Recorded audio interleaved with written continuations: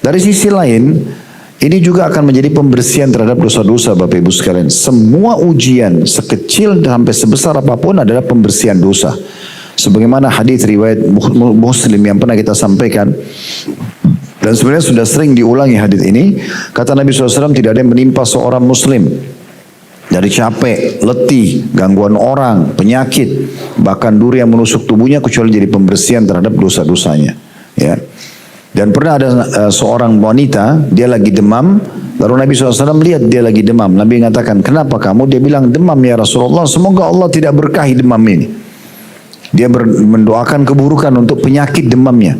Kata Nabi SAW, jangan kau yang berkata itu, karena sesungguhnya demam itu menggugurkan dosa-dosa sebagaimana pohon menggugurkan daun-daun keringnya. Jadi maksudnya akan membersihkan dosa-dosa. Itu ujian.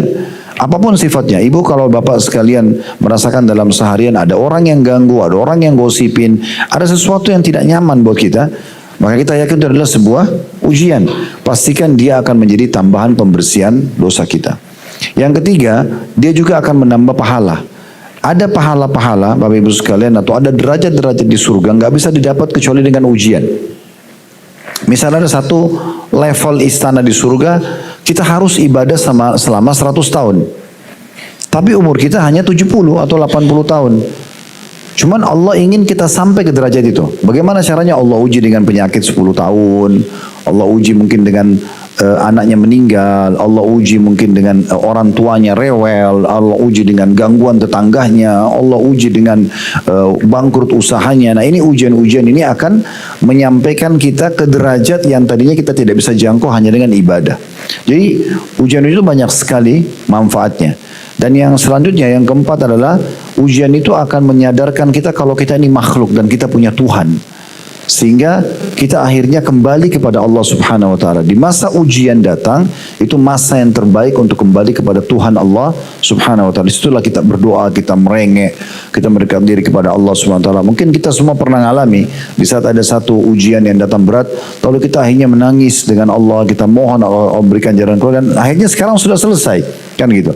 Mungkin itu pernah berlalu dalam hidup kita, entah di umur yang keberapa misalnya. Tapi yang jelas itu bisa saja terlintas dalam hidup seseorang. Jadi sebenarnya juga ujian-ujian ini cara yang terbaik dari Allah Subhanahu wa Ta'ala untuk menarik kita agar kita kembali kepada Allah. Itu poin saya ingin ingatkan yang pertama. Yang kedua, kembali kepada definisi sabar lagi. Karena kita sedang bahas sabar. Saya ingatkan dari awal kelas kita ini dan sampai sekarang saya ulang-ulangi. Sabar berarti menerima keputusan Allah dan ikhtiar mencari jalan keluarnya. Itu sabar. Kita kalau bangun pagi hari sakit, maka kita tahu sekarang, tadinya kita tidur malam nggak flu, nggak demam, nggak meriang, sehat-sehat saja. Begitu bangun menjelang subuh atau pas sholat subuh, tiba-tiba flu. Hidungnya kesumbat misalnya, meriang, merasa demam, ujian datang. Di saat itu kita bersabar. Artinya kita terima dulu sebagai ujian dari Allah. Oh Allah lagi uji saya. Tidak usah berkeluh kesah. Karena berkeluh kesah tidak mendatangkan solusinya. Oh Allah lagi uji saya. Kemudian kita ikhtiar mencari jalan keluarnya. Maksudnya di sini ikhtiar adalah kita minum obat, kita minum teh hangat, apalah istirahat yang cukup. Nah itu semua ikhtiarnya. Jadi tidak masuk dalam sabar. Kalau ujian datang udahlah duduk manis saja, kita nggak usah ikhtiar apa-apa. Nah itu tidak benar. Orang kalau utang, kita pemilik piutang nih, kita utangin orang. Ternyata tiba masa waktunya harus ditagih. Jangan ibu bilang ya sudah saya nggak usah lagi, kalau dia mau bayar dia bayar aja. Enggak, ibu tagih. Karena itu ingatkan saudara kita tentang kelalaian dia, jangan dia lalai. Kalau dia tidak mau bayar atau belum mau bayar, berarti ujian datang. Dari sini kita bersabar. Tetap kita terima itu sebagai ujian dari Allah dan juga tetap kita tagih dengan cara-cara yang baik, gitu kan? Makanya kata Nabi SAW, termasuk sikap yang baik bagi orang-orang Muslim adalah dia mudah kalau transaksi jual beli dan juga dia baik dan santun pada saat menagih. Yaitu diantaranya hal-hal yang bisa masuk dalam masalah sabar ini. Dan kita sudah panjang lebar menjelaskan dalil-dalil dari Al-Quran dan Sunnah tentang masalah sabar. Dan kita juga sudah menceritakan tentang figur-figur orang yang bersabar. Dan hari ini tentu kita akan bahas figur yang mulia Imam Ahmad bin Hanbal rahimahullah. Dalam kesabaran beliau mempertahankan pokok dasar akidah di Sunnah wal Jamaah, Al-Quran adalah kalamullah dan bukan makhluk. Nanti akan kita jelaskan kisahnya insya Allah. Namun kita sudah mulai dengan kisah-kisah yang disebutkan seperti ya di halaman 36 ya 35-36 itu awal kita bahaskan bagaimana kesabarannya Nabi Muhammad SAW pada saat beliau ya diganggu di dekat Ka'bah.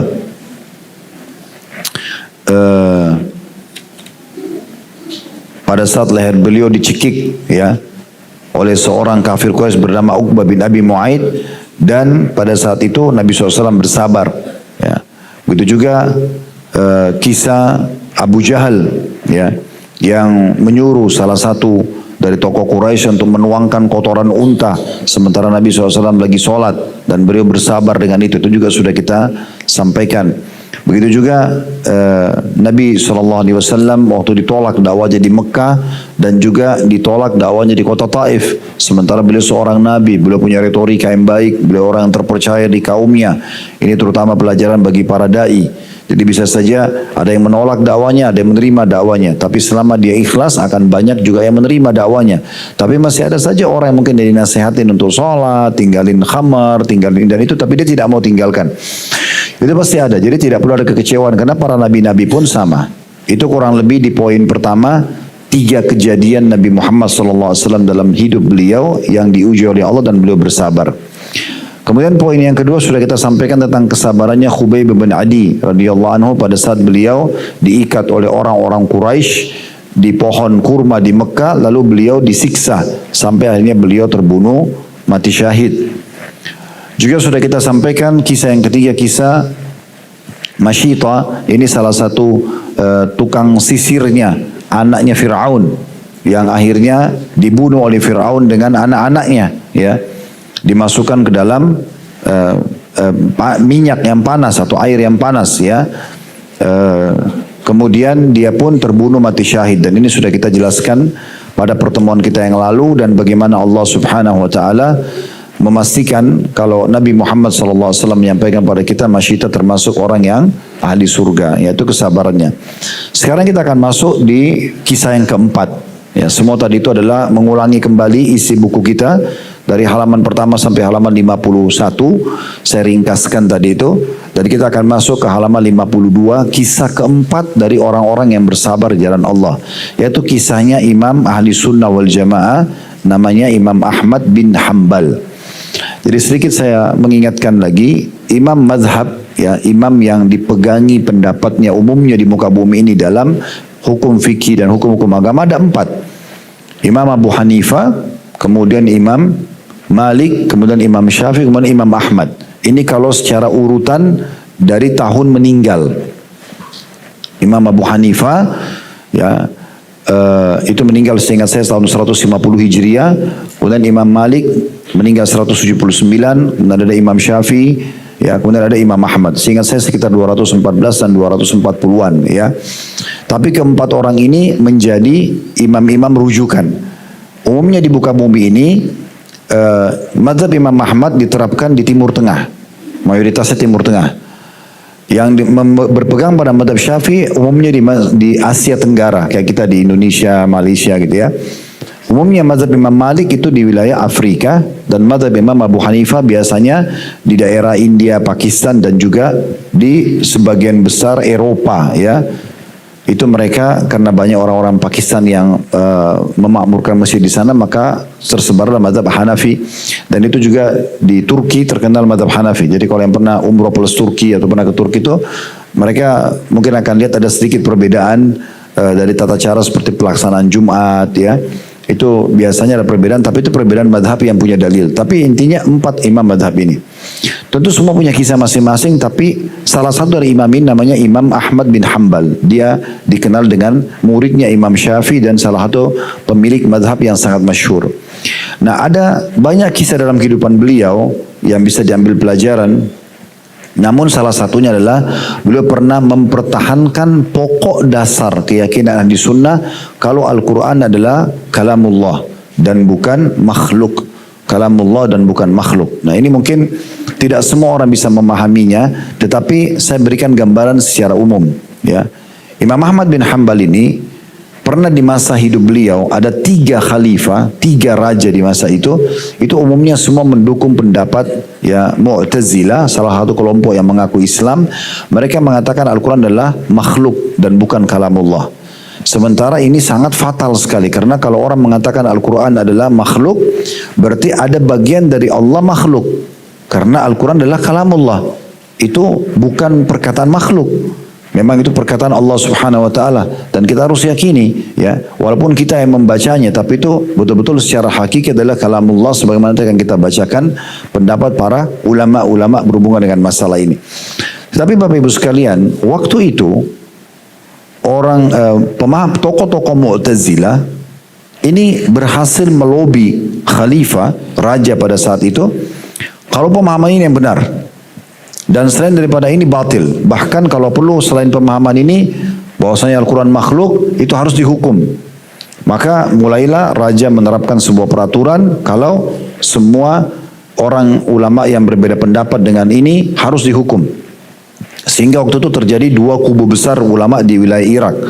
Karena ini di kerajaan Abbasiyah, ya, dinasti Abbasiyah itu berdiri tahun 132 Hijriah sampai 656 Hijriah. Nah ini terjadi di pertengahannya kurang lebih. Akhirnya pada saat itu ulama terjadi bagi 2. Ada yang mendukung ini tapi terpaksa, karena kalau tidak bisa dibunuh, bisa dipenjara, ya. Maka mereka pun akhirnya mengikuti, mengatakan ya sudah Al-Quran makhluk menurut kalian, ya, kami ikut saja, gitu kan. Akhirnya mereka selamat. Tapi ada juga kubu yang lain ulama tidak setuju dengan ini. Nah di antara yang tidak setuju Imam Ahmad. Dan karena beliau tidak setuju dengan pendapat ini, akhirnya beliau sempat dipenjarakan, beliau sempat dihukum, dicambuk sampai pingsan beberapa kali, dipenjara sekian tahun. Tapi beliau tetap kokoh dengan kesabarannya, tetap dia kokoh berpegang pada pendapat itu. Beliau tidak mau mengalihkannya. Karena kapan seseorang mengatakan Quran itu makhluk, berarti ada bagian dari Allah yang dianggap makhluk. Ya, sementara Quran itu adalah kalamullah. Ini gambaran umumnya. Baik, saya bacakan dulu apa yang ditulis oleh penulis berhubungan dengan masalah kisah Imam Ahmad rahimahullah. Di halaman 52, di poin nomor 4, kesabaran Imam Ahli Sunnah wal Jamaah. Beliau adalah Imam Ahmad bin Hanbal, Imam Ahli Sunnah wal Jamaah yang menjadi contoh indah yang sering dijadikan perumpamaan dalam kesabaran di atas kebenaran. Sungguh beliau dianugerahi kesabaran dan keyakinan yang dengannya beliau meraih kedudukan sebagai imam di dalam agama ini. Imam maksudnya kayak pemimpin itu ya. Sungguh 3 orang khalifah datang silih berganti memerintah beliau dari belahan timur dan juga barat bumi. Hanya demi sebuah pernyataan tanda kutip Al-Quran itu adalah makhluk. Para penguasa itu didukung oleh sejumlah ulama yang buruk, para penganut ilmu kalam, para hakim, para menteri dan para gubernur yang jumlah mereka tidak diketahui kecuali oleh Allah. Sebagian di antara mereka menguasai beliau dengan memenjarakan Imam Ahmad ini, sebagian lainnya dengan mengancam beliau, sebagian lagi dengan ancaman akan membunuh beliau, dan juga kengerian lainnya, bahkan ada yang merayu beliau dengan kedudukan dan harta benda, dan yang lainnya mengancam akan mengusir dan mengekstradisi beliau dari negara beliau sendiri. Beliau dimasukkan ke dalam penjara dan ditimpakan suatu ujian yang tidak pernah dilihat ada ujian yang sebanding dengannya. Beliau dicambuk dengan cemeti hingga jatuh pingsan. Ketika beliau siuman pada suatu hari, beliau melaksanakan sholat duhur sementara darah mengalir di baju beliau. Maka ditanyakan kepada beliau tentang hal itu. Maka beliau mengatakan, sungguh Umar bin Khattab telah melakukan sholat dalam keadaan darah beliau mengalir di bajunya. Ya, Imam Ahmad ini sampai di penjara, sampai dicambuk berulang-ulang, dan kita tahu di penjara tidak ada kesempatan mandi, makanannya pun pas-pasan, hanya majelis ilmu beliau berhenti gitu ya. Dan luar biasa ujiannya ya. Semua orang bisa menghina beliau, tapi beliau tetap kokoh mengatakan tidak bisa. Al-Quran bukan makhluk. Al-Quran adalah kalamullah, nggak bisa diubah-ubah, yang nggak bisa dialihkan, baik secara makna, huruf dan seterusnya. Itu semua dianggap adalah ya kalamullah. Lebih dari itu, kedua tangannya dibelenggu dengan besi dan beliau juga bersabar menghadapi rasa lapar dan juga dahaga, karena siksaan demi siksaan datang kepada beliau. Semua itu demi mempertahankan prinsip dan manhaj atau jalan hidup beliau. Dan di dalam peristiwa tersebut penduduk bumi membiarkan beliau. Maksudnya tidak ada yang bisa membantunya. Hingga para pengikut beliau dari kalangan para ulama dan orang-orang saleh, dan sekalipun demikian beliau tidak memenuhi paksaan mereka sekalipun hanya satu kata dari apa yang mereka tuntut dari beliau. Maksudnya sebagian teman-teman Imam Ahmad datang mengatakan, sudahlah Imam Ahmad ikut aja walaupun cuma dengan lisan. Daripada kamu disiksa, daripada kamu dibunuh. Dia mengatakan tidak bisa. Kebenaran benar, salah salah. Saya tidak akan negosiasi masalah itu. Beliau bertahan sekian tahun. Kita bisa bayangkan 3 periode masa raja, itu beliau semua dihukum pada saat itu. Beliau tidak berpaling dari apa yang disebutkan dalam Al-Quran dan juga Sunnah. Beliau juga tidak menyembunyikan ilmu dan tidak menggunakan cara taqiyah. Taqiyah itu kayak pura-pura, ya, pura-pura setuju pada sebenarnya tidak. Dalam Islam tidak ada seperti itu, ya. Jadi kita orang muslim itu apa yang nampak di wajahnya itu yang dalam hatinya. Dia senyum, mukanya berarti senyum hatinya. Itu sifat orang mukmin. Dia tidak suka, wajahnya tidak suka, hatinya tidak suka. Tidak ada disembunyikan. Semua permasalahan disampaikan dengan santun dan selesai pada hari yang sama. Sebagaimana sebuah syair mengatakan, atau sebuah dalam syair dikatakan, fi kulli sarahatin raha. Di setiap transparansi itu ada ketenangan. Jadi orang mukmin memang begitu. Saya tidak suka atau saya suka. Bukan karena basa-basi akhirnya menenangkan orang di depannya, akhirnya dia selamat hanya pada saat itu. Itu tidak dikenal dalam keyakinan orang-orang mukmin. Bahkan beliau menjunjung tinggi sunnah Rasulullah SAW dan lebih mengedepankannya untuk menolak bid'ah-bid'ah yang bertentangan dengan hal itu, yang tidak bisa dipersiapkan oleh seorang ulama dari kalangan ulama semisalnya. Bahkan teman dekat beliau dalam beberapa disebutkan riwayat itu, juga mengikuti khalifah hanya karena takut dibunuh. Maka Imam Ahmad pun memutus hubungan dengan sahabat dekatnya karena tidak mau bertahan pada kebenaran, hanya karena takut nanti dibunuh atau dihukum, ya. Jadi cuma sebagian kecil orang yang bertahan bersama Imam Ahmad di saat itu. Allah SWT telah membalaskan untuk beliau atas sebagian dari para musuh beliau dengan dikabulkannya doa beliau berkaitan dengan Syekh sekte Mu'tazilah. Nah, Mu'tazilah ini mereka menolak nama-nama dan sifat Allah. Mereka mengatakan Al-Quran itu adalah makhluk, ya. Yaitu namanya Ahmad bin Abi Du'ad. Nah, ini kebetulan namanya juga Ahmad, tapi dia dari sekte Mu'tazilah yang menyimpang. Yang setengah badannya di akhir hidupnya menjadi lumpuh dan setengah lainnya tetap sehat. Maka dikatakan kepada Abi Du'aid, bagaimana keadaanmu pada saat dia sakit melumpuh di akhir hidupnya? Dia menjawab, badanku ini demi Allah seandainya seekor lalat saja hingga padanya niscaya seakan-akan kiamat terjadi. Maksudnya sebagiannya normal. Dan sedangkan badanku yang lain, maka demi Allah seandainya dipotong dengan gergaji sepotong-potongnya, maksudnya dengan potongan-potongan kecil, ini aku tidak bisa merasakan karena dia distrukkan oleh Allah Subhanahu wa taala di akhir hidupnya. Allah menolong Imam Ahmad, ya, Imam Ahli Sunnah wal Jamaah, karena kesabarannya dalam memegang manhajnya dan memikul beban berat berupa gangguan yang banyak demi menolong agama ini. Terakhir itu di akhir hidupnya beliau, akhirnya Imam Ahmad rahimahullah diselamatkan oleh Allah dengan datangnya satu orang khalifah yang akhirnya sefaham dengan beliau, dan semenjak waktu itu sampai sekarang semua orang-orang ahli sunnah berkeyakinan, ya, bahwasanya Al-Quran adalah kalamullah dan bukan makhluk. Itu semua karena perjuangannya Imam Ahmad rahimahullah. Sampai sebagian ulama mengatakan sungguh Allah telah menyelamatkan agama ini dari perkara-perkara besar, dimulai dari Abu Bakar radhiyallahu anhu pada saat beliau memerangi penolak zakat.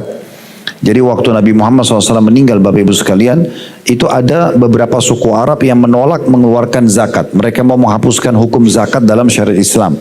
Maka Abu Bakar menyiapkan pasukan lalu menyerang mereka, dan akhirnya mengembalikan orang-orang untuk taubat dan menerima zakat. Maka kata para ulama, ini jasa Abu Bakar luar biasa, dan selanjutnya adalah jasa Imam Ahmad dalam mempertahankan konsep dasar kalau Al-Quran bukan makhluk. Dia adalah kalamullah yang harus diyakini, dan tanpa kita ikut campur lebih dalam, cukup kita yakini sebagai kalamullah. Membaca diturunkan oleh Jibril alaihissalam kepada Muhammad sallallahu alaihi wasallam, dan membacanya adalah ibadah. Membacanya adalah ibadah.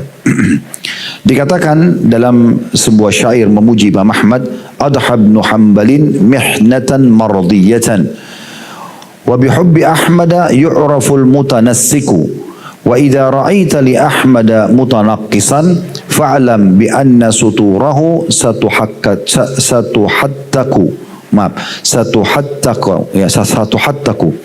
Ibnu Hanbal mengalami ujian yang diridhoi, dan dengan cinta Ahmad seorang ahli ibadah bisa diketahui. Maksudnya dengan mempelajari sejarah Imam Ahmad kita jadi tahu bagaimana sebenarnya kedudukan orang-orang saleh dan bagaimana kita mencintai mereka. Apabila kamu melihat pihak yang mencela Ahmad, maka ketahuilah bahwa tirai kedoknya akan robek terbongkar. Jadi ini akhir daripada kisah orang-orang soleh dari poin atau lembaran ke-5 kita yang lalu. Nanti kita akan masuk insya Allah ke faktor-faktor yang bisa merusak kesabaran. Namun sebelumnya izinkan saya, Bapak Ibu sekalian, Bapak tentunya yang ada online ya, ataupun yang hadir di sini sebagian, ada perkataan yang perlu kita fahami. Ibnu Taimiyah rahimahullah berkata tentang masalah Al-Quran, kalamullah dan bukan makhluk. Beliau mengatakan termasuk beriman kepada Allah dan kepada kitab-kitab Allah ialah beriman kepada Al-Quran, kalamullah yang diturunkan dan bukan makhluk. Dari Allah Al-Quran bermula dan kepadanya juga akan kembali. Dan sesungguhnya Allah berbicara dengan Al-Quran ini secara hakiki. Sesungguhnya Al-Quran yang telah Allah turunkan kepada Muhammad SAW ialah perkataan Allah yang sebenarnya, bukan perkataan selainnya.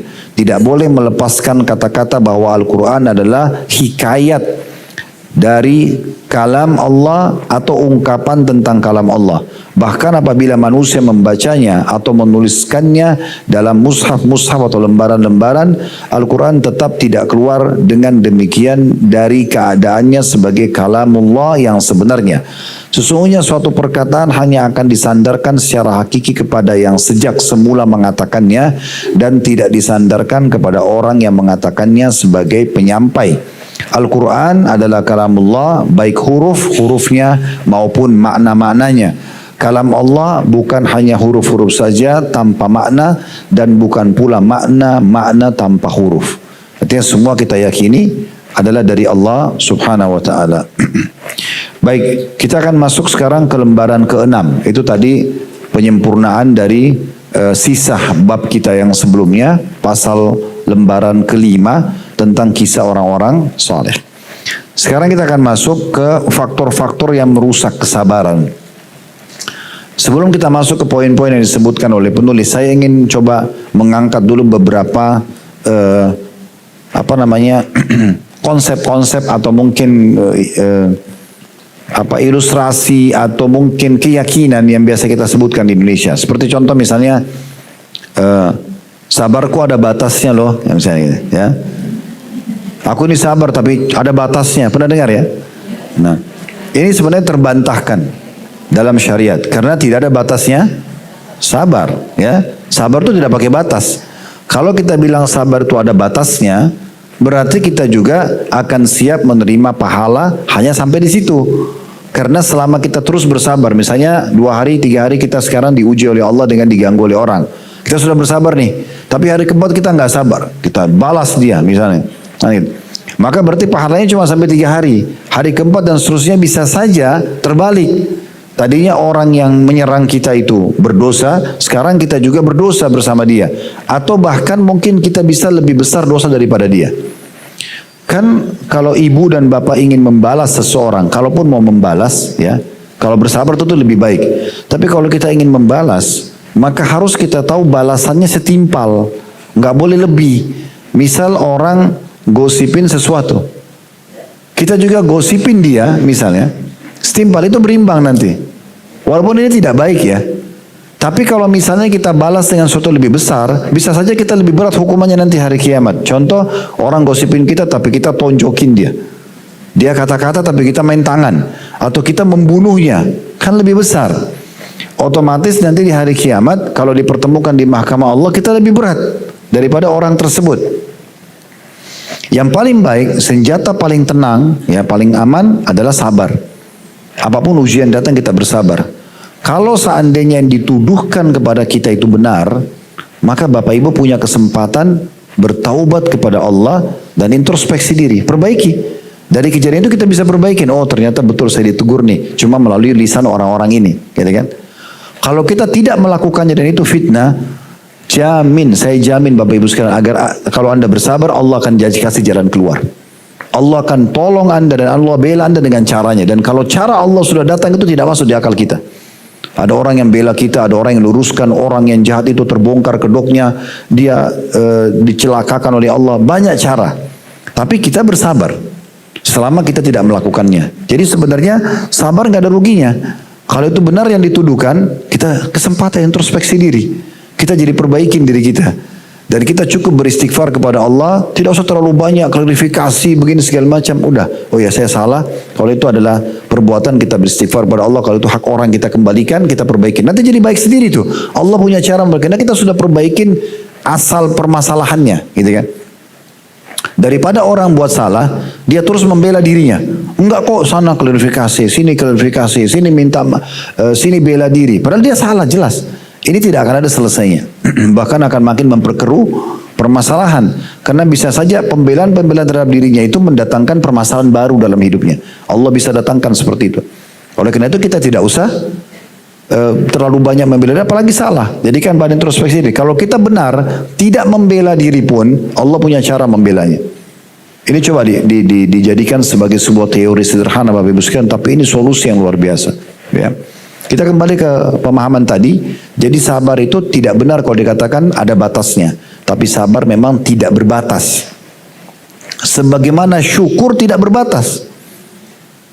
Jangan batasi, karena kalau kita batasi, maka berarti terbatas juga yang kita harapkan balasan dari Allah Subhanahu wa taala. Syukuri semua nikmat.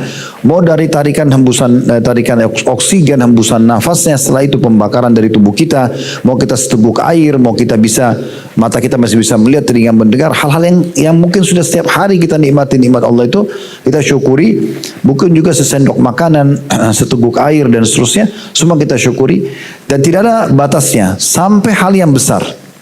Karena kalau kita bilang ada batasnya, Bapak Ibu sekalian syukur itu, nanti Bapak Ibu hanya mau syukuri yang Bapak Ibu anggap nikmat.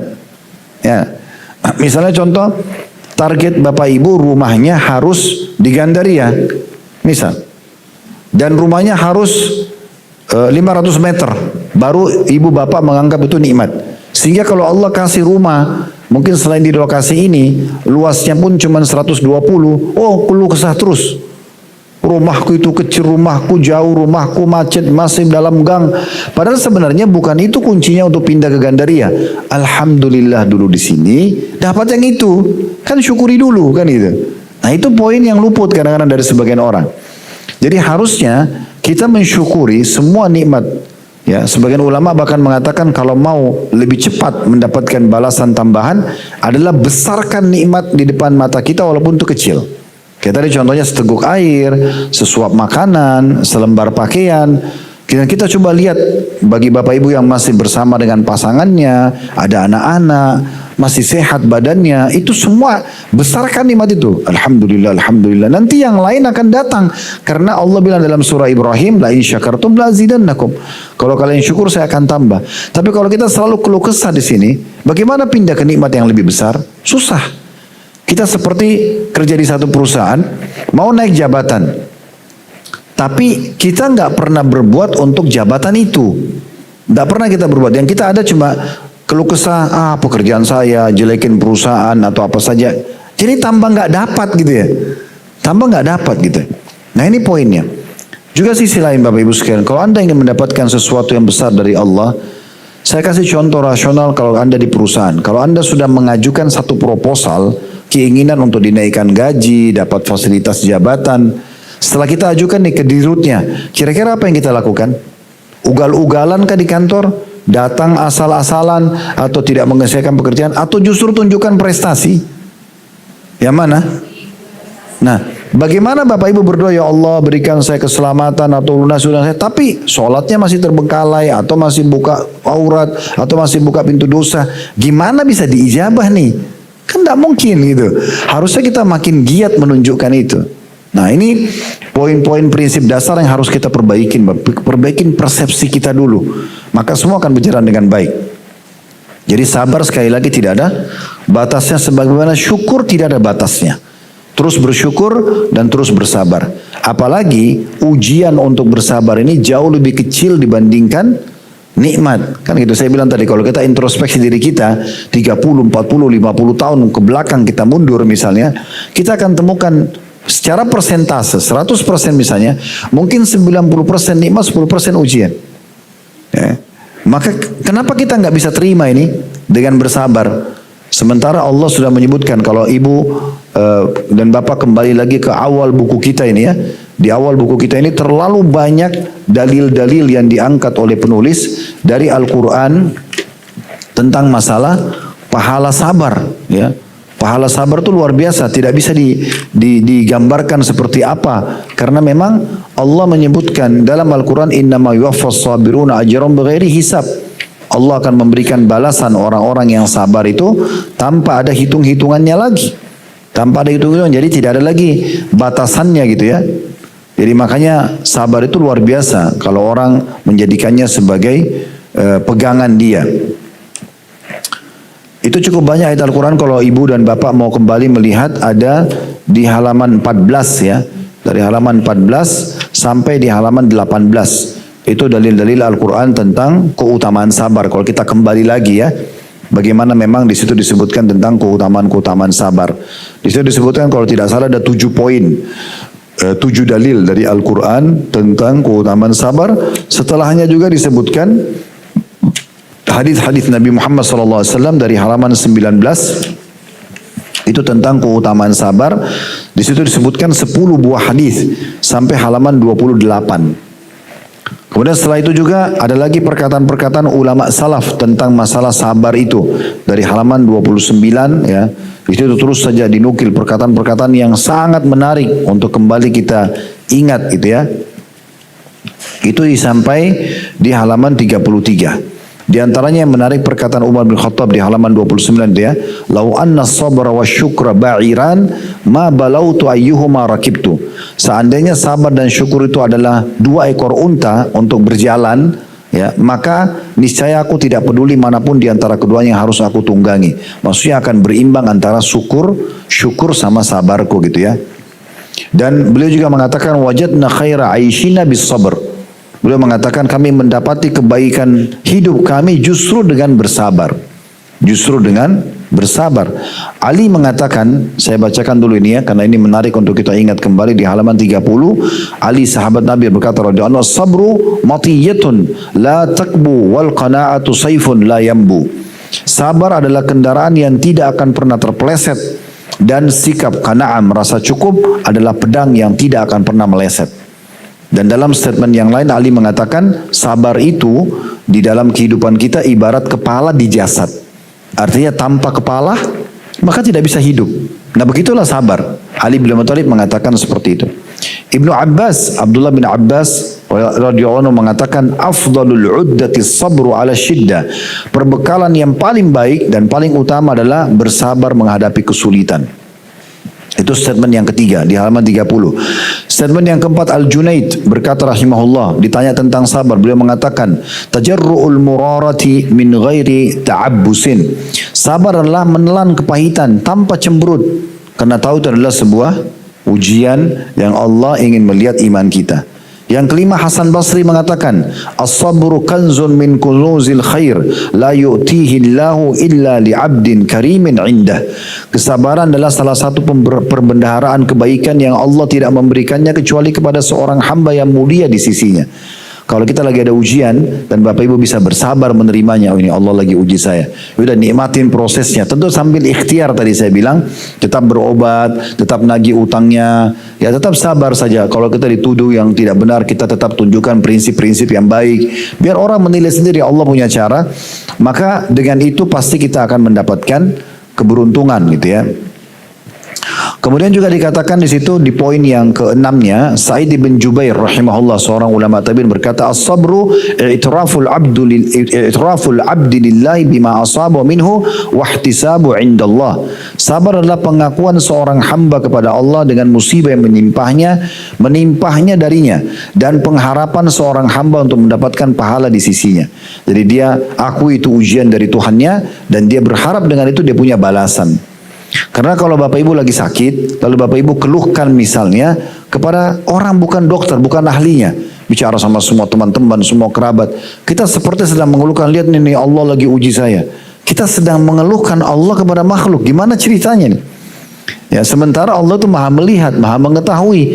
Dan saya sudah pernah bahasakan, kalau kita sedang mendapatkan nikmat, misalnya kita lagi sehat, lagi melimpah harta dan segala macam, yang ciptakan kita Allah, yang ciptakan nikmat itu Allah, yang bisa pertahankan hanya Allah.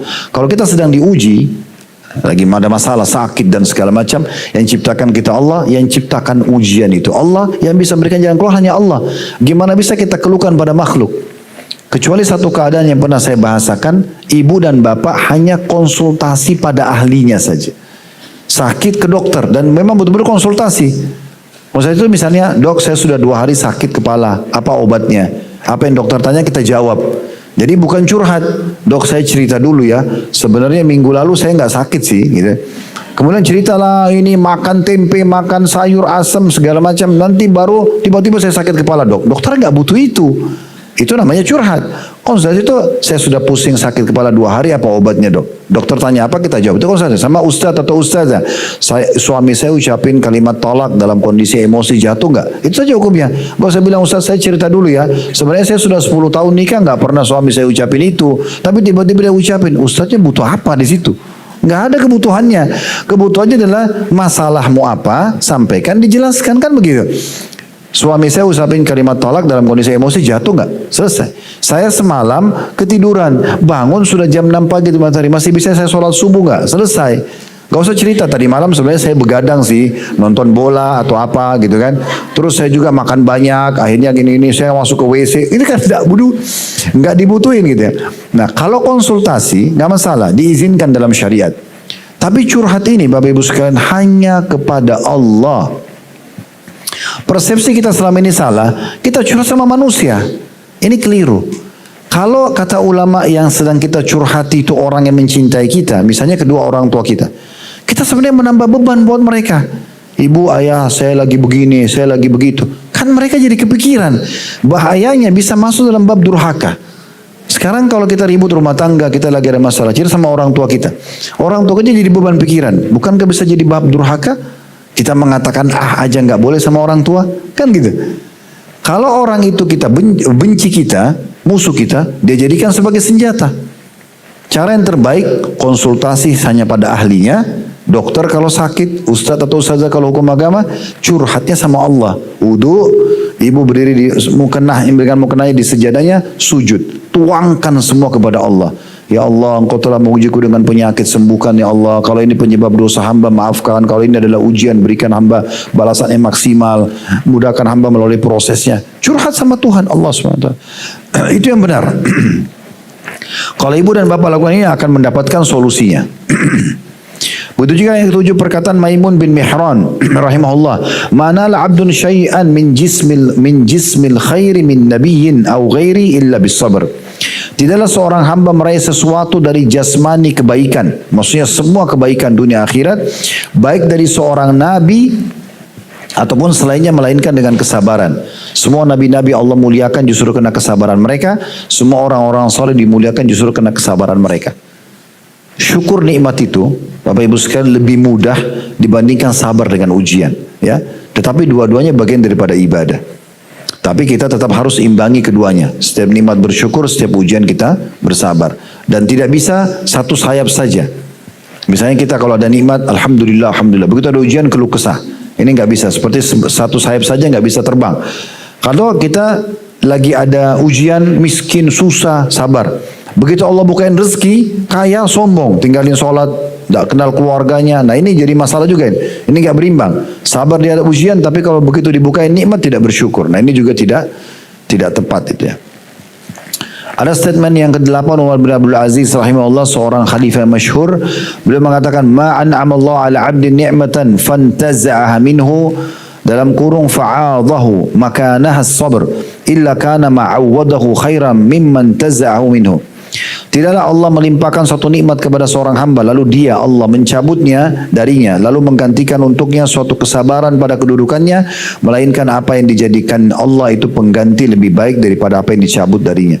Maksudnya kalau kita lagi diuji, lalu kita bisa bersabar, sebenarnya Allah sedang mempersiapkan satu ganti, ya, yang lebih besar daripada nikmat yang Allah ambil. Jadi kalau kita lagi diuji, Bapak Ibu sekalian, yakinlah kalau sudah ada garis startnya, mulai ujian itu ada garis finishnya. Nggak ada ujian yang tidak berakhir. Pasti ada ujian yang terakhir. Nah, beruntunglah orang yang bisa nikmatin proses dengan bersabar. Dia cuma curhat dengan Tuhannya, konsultasi pada ahlinya, sampai titik finishnya selesai. Ya, itu dia akan mendapatkan maksimal balasannya. Yang kesembilan, Syekhul Islam Ibnu Taimiyah berkata, as-sabru 'alal masaibi wajibun bittifaqi a'immatid din. Bersabar menghadapi musibah-musibah adalah wajib berdasarkan kesepakatan para ulama agama ini. Jadi kalau keluh kesah berarti tidak bersabar.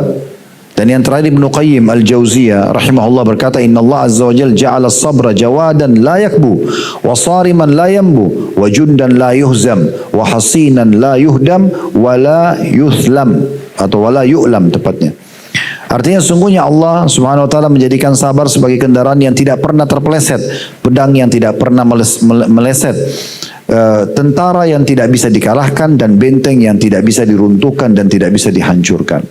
Nah, ini semua statement-statement yang menarik dari sabar itu. Jadi mulai sekarang ubah ya persepsi Bapak Ibu sekalian ya. Sabar ada batasannya. Saya sabar nih, tapi bisa saja saya habis nih sabarnya. Jadi ada cerita habis sabarnya gitu ya. Berarti akan habis juga pahalanya gitu ya. Ya karena dia tidak bisa menerima. Nah ini perlu diperbaikin ya. Baik, kita masuk sekarang membaca di halaman 57. Kata penulis, sabar memiliki sejumlah faktor perusak. Sebagai contoh, yang pertama sikap gundah. Allah Subhanahu wa taala berfirman tentang sifat gundah ini dalam surah Al-Ma'arij ayat 19 sampai 22. Innal insana khuliqa halu'a idza massahu syarru jazu'a wa idza massahu al-khairu manu'a illa al-musallin. Sungguhnya manusia diciptakan bersifat keluh kesah lagi kikir. Maksudnya ada pada dirinya sifat ini, ya. Apabila dia ditimpa kesusahan, dia berkeluh kesah. Dan apabila mendapat kebaikan, dia amat kikir. Ya, kecuali orang-orang yang mengerjakan sholat. Maksudnya sifat ini ada potensi untuk kikir dan keluh kesah ada, potensi lawannya, rivalnya untuk syukur dan sabar ada. Ya, tetapi ada orang-orang yang Allah gambarkan di sini hidupnya begitu. Kalau ada ujian dia keluh kesah, kalau ada nikmat Allah kasih dia kikir. Maka ini sifat-sifat yang buruk. Makanya Allah mengatakan di akhir ayatnya tadi, kecuali orang-orang yang sholat atau orang-orang yang beriman kepada Allah, mereka tentunya tidak seperti itu. Artinya kalau ada ujian dia bersabar, kalau ada nikmat dia berbagi sebagai tanda syukur kepada Allah Subhanahu wa taala. Amr bin Bukair rahimahullah berkata, sabartu fakana sabru khaira magabbatin wa hal jaza'un yujdi alayya fa ajza'u. Aku telah bersabar, maka kesabaran itu sebaik-baik kesudahan. Dan apakah sikap gundah mendatangkan manfaat bagiku sehingga aku harus gundah? Maksudnya orang-orang Arab dulu Bapak Ibu sekalian itu mereka sering menuangkan keinginan mereka, nasihat mereka itu di syair-syair. Ya, biasanya begitu. Makanya sering kita temukan, karena ini buku terjemahan ada syair-syairnya begini ya. Jadi seakan-akan di sini Amr bin Bukair rahimahullah, beliau ingin menyampaikan sebuah pesan. Saya kalau sabar, saya yakin kesudahannya bagus kok. Artinya kalau saya sabar, ada startnya, ada finishnya kok. Saya sabar, ada pahalanya dan juga akan selesai. Fa inna ma'al usri yusra gitu ya. Dan kalau saya sikap gundah, gelisah, suka ngeluh, tidak tenang dalam menghadapi ujian tersebut, maka apa yang dihasilkan dari gundah itu?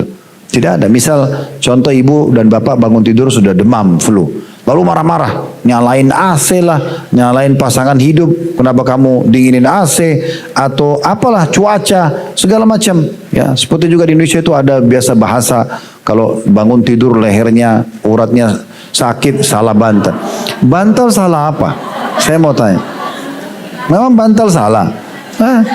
Yang bantal benda mati, yang gerakin bapak ibu sendiri. Memang ujian Allah lagi datang. Sabar, ya udah, gitu kan?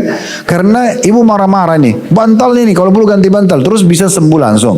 Enggak, kan tidak sembuh. Jadi gunda itu nggak ada hasilnya, nggak ada manfaatnya. Lebih baik kita terima sebagai ujian sambil kita ikhtiar, ya gitu. Perobat, ya itu lebih baik. Kemudian kata Imam Syafi'i rahimahullah selanjutnya, wala tajza' li haditsatil layali fama li hawaditsil dunya baqa'u. Jangan gundah karena suatu musibah pada malam hari, karena peristiwa-peristiwa dunia ini tidaklah memiliki keabadian.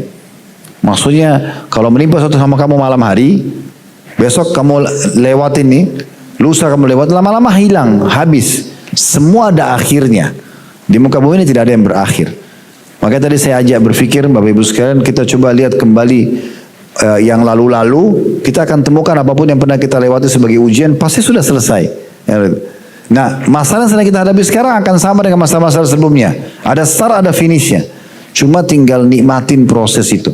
Yakinlah di belakang itu ada pengampunan dosa, peninggian derajat. Jadi sudah saya kasih contoh-contoh di awal pembukaan. Ada derajat di surga tidak bisa didapat kecuali dengan ujian tersebut. Ada pelipat gandaan pahala, ada pembersihan dosa-dosa. Ini semua manfaat-manfaat yang sangat besar. Yang kedua, ya, tentang masalah emosional atau marah. Ini termasuk faktor perusak daripada sabar itu sendiri. Allah berfirman, wa idza ma ghadibu hum yakfirun. Dan ciri ahli surga, hamba-hamba Allah bilang adalah apabila mereka marah, mereka justru memberi maaf. Ya, ini memang berat. Tapi kalau orang buat salah sama kita, kita maafin. Justru Allah mengatakan itu. Ya, dalam surah Asy-Syura ayat 37. Dan dari hadits Abu Hurairah radhiyallahu anhu, beliau mengatakan, kata Nabi SAW, laisa syadidu bis sur'ati, innama syadidu alladhi yamliku nafsahu 'indal ghadab. Bukanlah orang yang kuat, perkasa, adalah orang-orang yang jago berkelahi, dalam kurung, dengan orang lain dengan menggunakan kekuatannya. Akan tapi orang yang kuat adalah orang yang dapat mengendalikan dirinya ketika marah.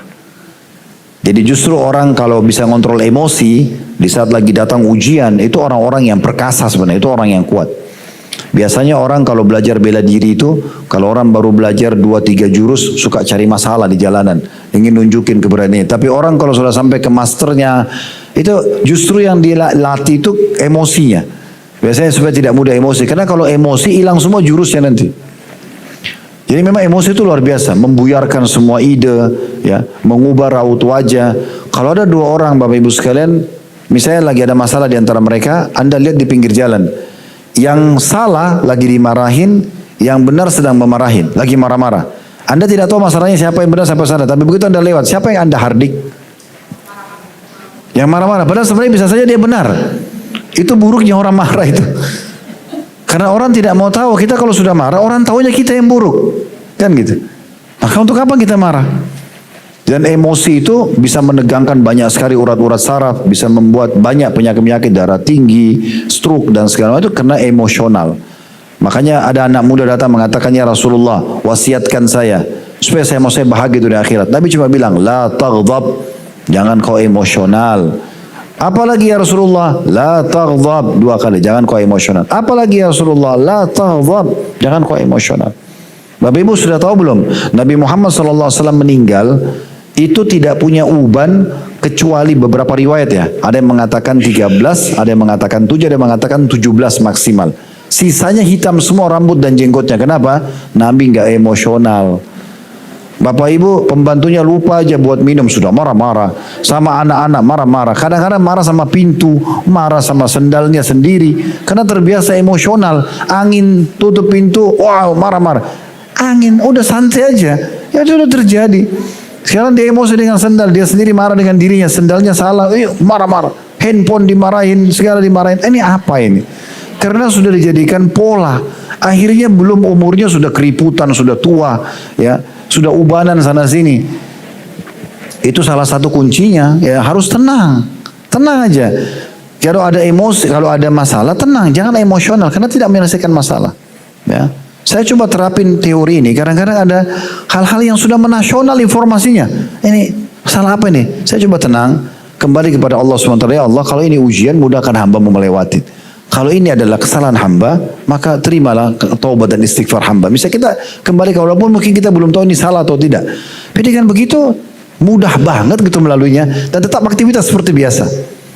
Tadi saya bilang kalau kita salah kita tinggal istighfar. Kalau kita benar, kita yakin Allah akan tolong dan betul-betul datang pertolongan di luar dari jangkauan kita, ya. Daripada kita bawa dengan emosi, gitu ya. Dan kita juga bisa kembali di sini kalau kita kuatkan, tambahkan bisa dalam surah Al-Imran. Coba Bapak Ibu buka surah nomor 3 ayat 133 dan beberapa ayat sesudahnya ya. Kita buka dulu Al-Quran. Ini termasuk masalah ghaidh. Ghaidh itu menahan emosi yang mampu kita lampiaskan. Dengarkan bagaimana Allah memuji di sini ya.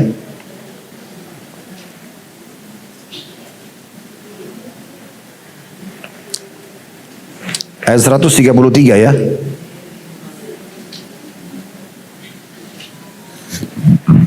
Saya bacakan. Wasari'u ila maghfirati min rabbikum wa jannatin arduha as-samawati wal ardu 'iddat lil muttaqin. Bersegeralah kamu kepada ampunan dari Tuhanmu dan kepada surga yang luasnya seluas langit dan bumi yang disediakan untuk orang-orang yang bertakwa. Jadi kita disuruh segera tobat, segera ibadah sebelum ajal datang supaya kita bisa masuk surga nanti. Dan itu khusus untuk orang-orang yang bertakwa, maksudnya orang yang patuh, yang mau mengerjakan perintah, meninggalkan larangan. Lalu Allah sebutkan ciri orang-orang yang bertakwa. Perhatikan ayat 134-nya setelahnya. Alladzina yunfikuna fis sarra'i wad dharra'i wal qadhimina al-ghaidha wal 'afina 'anil nas wallahu yuhibbul muhsinin. Ahli surga itu yang bertakwa adalah orang-orang yang menafkahkan hartanya, suka sedekah, baik dalam kondisi lapang maupun sempit, susah ataupun dia senang, selalu dia berinfak. Dan orang-orang yang menahan amarahnya, ya. Di sini makna ghaidh, Bapak Ibu tolong lihat bahasa Arabnya ya. Di situ dikatakan wal qadhiminal ghaidha. Ghaidha itu kalau dalam terjemahan letterhead bahasa Arabnya emosi yang sangat terpancing, memang emosi itu, dan dalam kondisi kita benar cuman tidak dilampiaskan, itu namanya ghaidh. Allah bilang wal qadhiminal ghaidh, dan orang yang menahan amarahnya sementara dia punya power, dia punya kesempatan tapi dia tidak lampiaskan. Lalu dikatakan wal afina 'anil nas, dan yang memaafkan kesalahan orang. Allah menyukai orang-orang yang berbuat kebaikan. Ini luar biasa ini. Kita nanti lanjut lagi 135-nya, tapi saya mau sampaikan sebuah kisah. Ada kisah dinukil dari kisah orang-orang terdahulu. Seorang budak hamba sahaya. Masa sekarang kan tidak ada perbudakan. Masa dulu ada perbudakan, Bapak Ibu. Perbudakan bisa diperjualbelikan, ya. Dulu banyak pasar-pasar budak, orang bisa beli dan dipekerjakan gitu ya. Ada satu budak, orang muslim, dia orang bagus agamanya dan majikannya juga sama. Satu waktu dikatakan dia sedang menghidangkan semangkuk marak. Marak itu kayak kuah panas ya, yang dia hidangkan untuk majikannya, dan majikannya lagi sama tamunya. Tidak sengaja kakinya kesentuh permadani, jatuh, ketumpah di baju majikannya. Kita bisa bayangkan kuah panas tumpah. Itu pasti memancing emosi spontan gitu ya. Spontanitas. Maka budak ini mengatakan, wahai Tuan, sebelum majikannya marah, Allah telah berfirman dalam Al-Quran. Dia bacakan ayat ini. Dia bilang, wal qadhiminal ghaidh, ya. Dan orang-orang yang bisa menahan emosinya di saat dia punya power, dia bisa lakukan. Karena majikannya ini orang mukmin, dia tahu, dia mengatakan baik, saya akan tahan emosi saya. Kata budaknya itu, ayatnya belum selesai Tuan. Wal afina 'anil nas, lanjutannya kan, dan orang yang suka memaafkan orang lain. Kata majikannya, saya sudah maafkan kamu. Kata budaknya, ayatnya belum selesai. Dan wallahu yuhibbul muhsinin, Allah suka orang-orang yang berbuat kebaikan. Kata majikannya, pergilah, kau sudah saya bebaskan. Ya. Tapi begitu cepatnya respon orang-orang beriman karena tahu balasannya, ya, karena tahu balasannya. Itu 3 ciri orang-orang bertakwa yang disebutkan tadi, ya, yaitu orang yang menginfakkan hartanya lagi lapang dan sempit, orang yang bisa menahan emosi walaupun bisa melampiaskan, dan suka memaafkan orang lain. Kemudian ciri yang keempat ahli surga di ayat 135-nya, Walladzina idza fa'alu fahishatan aw zalamu anfusahum dzakarullaha fastaghfaru lidzunubihim wa may yaghfiru dzunuba illallah wa lam yusirru ala ma fa'alu wa hum ya'lamun. Dan juga orang-orang yang apabila mengerjakan perbuatan keji atau menganiaya diri mereka sendiri, maksudnya berbuat dosa, mereka ingat akan Allah, ya, maka mereka memohon ampun terhadap dosa-dosa mereka, dan siapa lagi yang dapat mengampuni dosa selain daripada Allah, dan mereka tidak meneruskan perbuatan kejinya itu sedang mereka mengetahuinya. Artinya orang-orang yang punya peluang buat dosa, zina, bohong, menipu, apalah, terus begitu dia mau buat, ada perasaan takut kepada Allah, lalu dia berhenti, dia istighfar kepada Allah, dia tidak lanjutkan, maka itu termasuk ciri ahli surga. 136-nya Allah mengatakan ulaika jazaa'um maghfiratu min rabbihim wa jannatun tajri min tahtiha al-anharu khalidina fiha wa ni'ma ajrul 'amilin. Mereka itu adalah balasannya ampunan dari Tuhan mereka dan surga yang di dalamnya mengalir sungai-sungai sedang mereka kekal di dalamnya, dan itulah sebaik-baik pahala orang-orang yang beramal. Orang yang biasa kalau dipancing emosinya marah. Orang yang luar biasa dipancing emosinya tidak marah. Nah gitu. Kalau kita sudah bisa mengontrol emosi kita, Bapak Ibu sekalian, berarti kita orang yang luar biasa. Karena di situ ujiannya, itu puncak pahalanya, ya. Dan kata Nabi SAW, innamas sadmatu fil ula. Sebenarnya yang menyakitkan itu di pukulan pertama saja. Awal kita dengarin informasi itu, awal kita ditimpa. Kalau sudah 2 hari, 3 hari, seminggu, jadi lumrah sendiri. Jadi ringan sendiri. Misalnya ada orang kematian, kita hadapi kematian anak, pasangan, orang tua, awalnya kita sedih. Tapi kalau kita bisa bersabar di situ, berarti nanti kedepannya lebih mudah kita sabar, karena nanti lumrah sendiri, akan cair sendiri, toh juga akan berlalu. Nah seperti itulah. Yang ketiga, Bapak Ibu sekalian, adalah masalah gelisah, ya, kegelisahan. Tapi ini sedikit agak panjang bahasannya, ya. Kalau ada pertanyaan masuk gak? Baca pertanyaan dulu. Kalau masih ada waktu nanti, kalau tidak mungkin kita lanjutkan di kesempatan akan datang. Karena ini ada bahasan sendiri, gelisah, terburu-buru. Ini bahasannya ada bahasan, kita bahas nanti insya Allah. Baik, itu saja mungkin Bapak Ibu sekalian, karena sudah masuk waktu sholat. Saya yakin juga ada jemaah mungkin dari komplek ini akan masuk sholat dari kalangan bapak-bapak. Mudah-mudahan pertanyaan tadi sudah mewakili, dan saya mohon maaf bagi teman-teman di media ataupun yang offline yang belum sempat dijawab pertanyaannya. Sekali lagi saya ingatkan, tujuan utama pengajian adalah isi daripada materinya, dan itu yang paling penting. Bapak Ibu terima, Bapak Ibu amalkan, itu yang paling penting, dan pertanyaan hanya pelengkap saja. Kalau ada benar dari Allah silakan diambil dan diamalkan. Kalau ada salah dari saya mohon dimaafkan, dan saya istighfar kepada Allah Subhanahu wa taala. Subhanakallahumma bihamdika asyhadu an la ilaha illa anta astaghfiruka wa atubu ilaik. Wassalamualaikum warahmatullahi wabarakatuh.